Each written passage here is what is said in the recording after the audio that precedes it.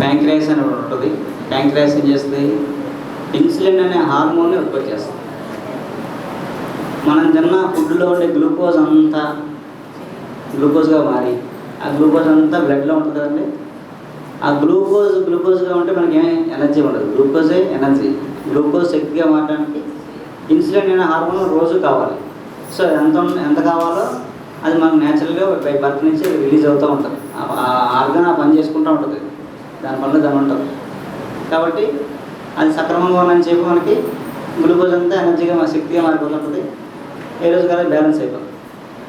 ఎప్పుడైతే బ్లడ్లో గ్లూకోజ్ శాతం లేదో మన నర్వస్ సిస్టమ్ పాడవదు, మనం 100 హైగా ఉంటాం.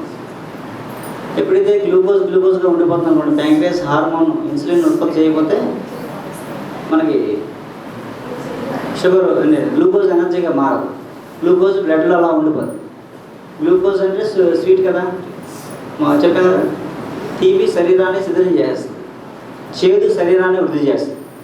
ఆ స్వీట్ కంటెంట్ గ్లూకోజ్ మన రక్తనాళాల్లో ఉండిపోవడం వల్ల తినేస్తాయండి. సన్నటి నరాలన్నింటినీ స్వీట్ తినేస్తుంది. ఆ నరాలన్నీ పాడైపోతాయి. ఎక్కడైతే ముందు సున్నితంగా ఉన్న నరాలు ఉన్నాయో అవి పోతాయి. అవి ఎప్పుడు మనకి కిడ్నీస్ అవి ఫస్ట్ డ్యామేజ్ అయ్యాయి షుగర్ ప్రాబ్లం వల్ల. తర్వాత అరికాల మంటలు, తిమ్మెళ్ళు మొత్తం అంతా మన అన్ని ఆర్గాన్స్ మీద దాని ప్రభావం పడుతుంది. మన ఇంగ్లీష్ వైద్యానికి మిగతా మన ఆల్టర్నేటివ్ మందులకి షుగర్కి ఎలా పనిచేస్తాయంటే, ఇంగ్లీష్ మందు ఉందనుకోండి, మీకు ఏ రోజు రోజు బ్యాలెన్స్. నువ్వు ఈరోజు ఇంత లెవెల్స్ ఉన్నాయి కాబట్టి నువ్వు ఎంత బ్యాలెన్స్ మందు చేసుకుంటే ఈరోజు నీకు రీడింగ్ ఓకే అంటే ఏ రోజుకి ఆ రోజు రీడింగ్ చూసుకొని సంబరపడ్డాను తప్ప ఆ రోజుకి ఆ రోజు రీడింగ్స్ మాత్రం చూపించేస్తారు వెంటనే. ఈరోజు వేస్తే ఈ రోజుకే మన రీడింగ్ శాతం బ్యాలెన్స్ అయిపోతుంది.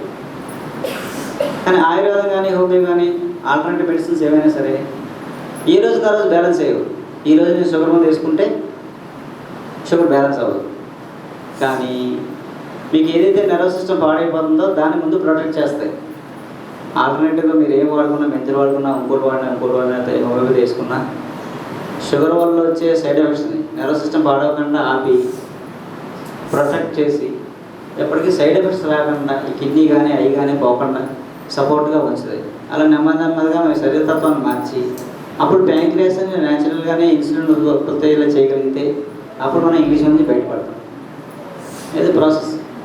పుట్టిగా ఇంకా ఇంగ్లీష్ మంది నేర్పాం అనుకోండి, రోజుకి అది అంటే మిగతా ఆర్గాన్స్ అన్నీ దెబ్బతినేస్తుంటాయి లోపల.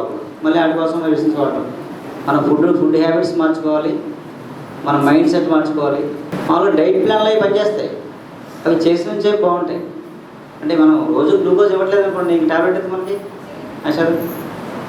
అసలు గ్లూకోజే ఇవ్వట్లేదు, మనం కార్బోహైడ్రేట్స్ ఇవ్వట్లేదు అన్నప్పుడు ఇంకా గ్లూకోజ్ లేనప్పుడు ఇంకా నీకు షుగర్ ఎక్కుతుంది కాబట్టి మనం ట్యాబ్లెట్ ఎక్కలేదు. అవి బాగానే ఉంటాయి, చేసిన నుంచి మనకి ఏమైనా ట్యాబ్లెట్ ఎక్కలేదు, డే 1 నుంచి ట్యాబ్లెట్ ఎక్కలేదు ఉంటాయి. ఎంతకాలం సపోర్ట్ చేస్తాయంటే మనం చూసుకోవడం, ఒక 5-6 ఏళ్ళు 10 ఏళ్ళ తర్వాత అది నిజంగా పనిచేసాయా లేదా అనేది. అదే డైట్ ప్లాన్లో మనం ఉండలేం కదా ఏమండి. అంటే మనం సహజంగా ఉంటూ తగ్గించుకోవాలంటే మాత్రం మెయిన్ మనం ఫుడ్ టైమింగ్స్ మార్చుకొని ఇంగ్లీష్ మెడిసిన్ సపోర్ట్ తీసుకొని ఆల్టర్నేటివ్ చేసుకుంటూ మనం మైండ్ అంటే ఈ మెడిటేషన్ అంటే స్ట్రెస్ టెన్షన్స్ లేకుండా ఉంటే కనుక 70% కూడా అవాయిడ్ అయిపోతుంది. మనిషికి స్ట్రెస్ టెన్షన్స్ లేకుండా ఉంటే కనుక 70% షుగర్ని అవాయిడ్ చేసేసి మిగతాది మనం ఎప్పుడొకప్పుడు నెలకు 1-2 సార్లు ట్రెక్కింగ్ ఏ కొండల మీద నడుచుకెళ్ళిపోయామన్నమాట. అలా మనం చేయగలిగితే షుగర్ నుంచి బయటపడి ప్యాంక్రియాస్ మళ్ళీ యాక్టివేట్. అందుకే చెరపడి చెప్పింది అదే. చెరపడి సింపుల్గా తెలిసి షుగర్ కాదు. షుగర్ పేషెంట్ తేనె తాగుతూ అడవిలో తప్పని ఆవులు అదుకున్నాడు అంటే అర్థమేంటి. అప్పుడు ఆవుతో అడవిలో తప్పితే ఎంతకాలం కూడా 1 నెల 2 నెలలు పట్టేది అటు పట్టుకోవడం అండి. తేనేమో మల్టీ పెట్టడం, అందులో గ్లూకోజ్ మనకు సరిపోయేది. తిరిగితే నెలలో తిరిగేటోడికి ఏమైంది, షుగర్ ప్యాంక్రియాస్ మళ్ళీ యాక్టివేట్ అయిపోయి ఆ ఎక్సర్సైజ్కి ఆ గాలికి మళ్ళీ షుగర్ తగ్గిపోయింది. అలా ఇప్పుడు చేయొచ్చు, మనం చేస్తే తగ్గుతుంది. షుగర్ దగ్గర పూర్తి తగ్గాలనుకుంటే మనం ఒక 2 నెలలు 3 నెలలు టార్గెట్ పెట్టుకోవాలండి. మొత్తం అన్నీ వదిలేరు. ఇంక మనం ఈ ప్రపంచంలో ఉండకూడదు. చక్కగా వెళ్ళిపోయి ఎక్కడో మనం ఫుడ్ అన్నీ మార్చుకుని రోజు ట్రెక్కింగ్లో చేసుకొని ఒక 3 నెలలు చేస్తే మళ్ళీ బ్యాంక్ సైడ్ ఇంకోటి షుగర్ పేషెంట్స్లో అందరూ షుగర్ పేషెంట్స్ ఉంటారండి. నిజంగా జీవితాంతం మందు వాడాల్సిన వాళ్ళు ఒక 75 మంది ఉంటారు 100లో. అది కూడా లైట్ డోస్తో మెయింటైన్ చేయొచ్చు. మిగతా వాళ్ళందరూ సింపుల్గా తగ్గించుకోవచ్చు. అంటే పోయి షుగర్లే. మరి అంటే షుగర్ రాగానే భయం. రోజు ఏమవుతుంది, ఇందులో ఏమో తినేటప్పటికి అన్ని ఎదుర్కొంటాం. ఇందులో అదొక పెద్ద సమస్య. చెప్తాం కదా థాట్స్, ఆ థాటే మనకు మంచిది. ఏంటంటే ఏదైనా పోగొట్టుకోవడం అది కష్టమే కాదు. కానీ దానికి సిస్టమేటిక్ పద్ధతి అది చేసుకుంటే పర్మనెంట్గా మనం చేయవచ్చు. గ్యాస్ట్రిక్కి భోజనం టైం మార్చడం మెయిన్ అండి. అసలు ఏమీ లేదు, సింపుల్ అన్నమాట. పొద్దున భోజనం, సాయంత్రం భోజనం, మధ్యాహ్నం చేస్తే గ్యాస్ట్రిక్ పోతుంది. అన్ని జబ్బులకి ఆరంభం ఏదైతే గ్యాస్ట్రిక్. గ్యాస్ట్రిక్ రావడానికి ప్రధాన కారణం టైంకి ఫుడ్ తీసుకోకపోవడమే. టిఫిన్లు వచ్చాక మనకు గ్యాస్ట్రిక్లు వచ్చాయి. టిఫిన్ రాకపోతే మనకి ఏం లేవు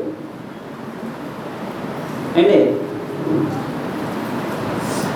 మనకి ఇప్పుడు అందరికీ టైం లేదు అసలు. కానీ అంతా బిజీ, పిల్లల దగ్గర నుంచి పెద్దవాళ్ళందరికీ మంచి అసలు టైం లేదు. టైం సరిపోవట్లేదు మనకి. 24 hours చాలట్లేదు. చాలా బిజీగా ఉన్నాం. ఇంత బిజీలో మనం సర్వీసింగ్ చేస్తాం అనుకుంటాం కదా. అనుకుంటూ మనం చాలా చోట్ల టైం వేస్ట్ చేస్తుంటాం. వేస్ట్ టైం చాలా ఉంది. ఫస్ట్ వేస్ట్ టైం ఎక్కడ ఉంటారా? టీవీ. టీవీ అంటే అర్థం అంటే టెలివిజన్ అంటారు కదండి. నా దృష్టిలో టైం వేస్ట్. టీవీ కోసం ఎక్కువ ఖర్చు పెడతాం మనం. టీవీ చూడొచ్చు అంటే మంచి ప్రోగ్రామ్స్ రోజుకు 1 గంట 2 గంటలు చేయొచ్చు. చాలా మనం దాదాపు ఇప్పటి వరకు జరుగుతుందంటే మనం టీవీ వచ్చాక టీవీ కోసం టైం ఎక్కువ ఖర్చు పెడతాం. Simple logic. సూర్యోదయం కన్నా ముందు లేకండి ఆ రోజు మీరు గోల్డ్ పనులు చేస్తారు. సాయంత్రం టైం మిగిలిపోతుంది. ఆ రోజు చాలా ప్రజెంట్గా ఉంటారు. ఎక్కడ చిరాకులు పాపాలు ఏమి ఉండవు ఏంటి, హ్యాపీగా ఉండదు. సూర్యోదయం తర్వాత వేసిన రోజు చూడండి, ఆ రోజంతా డిస్టర్బెన్స్ ఏ పనులు అవ్వవు. రోజు చేసే పనులు కూడా అవ్వవు. Time waste. సింపుల్ అన్నమాట. నేచర్కి దగ్గరగా ఉంటే మనం ఇవన్నీ బయటపడిపోవచ్చు. హలో ఫ్రెండ్స్, పిఎంసి ఆన్లైన్ని సబ్స్క్రైబ్ చేసుకోండి. సరికొత్త అప్డేట్స్ కోసం బెల్ బటన్ని నొక్కండి.